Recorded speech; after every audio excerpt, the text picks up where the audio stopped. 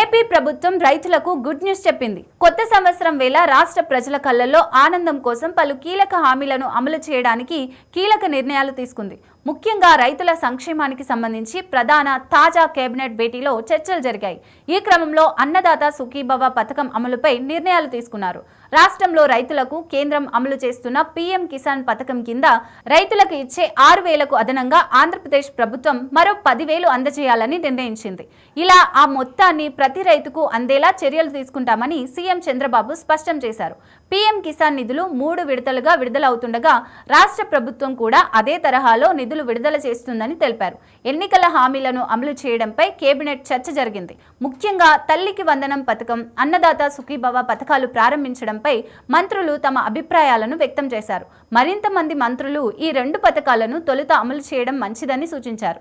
ముఖ్యమంత్రి చంద్రబాబు మాట్లాడుతూ రాష్ట్ర ఆర్థిక పరిస్థితిని దృష్టిలో ఉంచుకొని ఒక్కొక్క పథకాన్ని అమలు చేస్తామని చెప్పారు.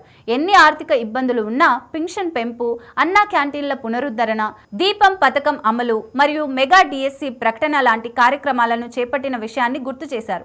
మహిళలకు ఆర్టీసీ బస్సుల్లో ఉచిత ప్రయాణంపై మంత్రులతో చర్చించిన చంద్రబాబు ఈ పథకం అమలుకు తగిన వ్యూహాలు సిద్ధం చేయాలని సూచించారు.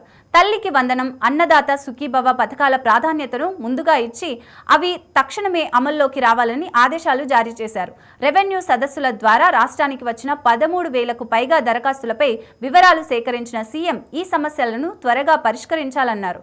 సమస్యల కారణంగా ప్రజలు పదే పదే రాకుండా తక్షణ పరిష్కారాలు తీసుకోవాలని సూచించారు.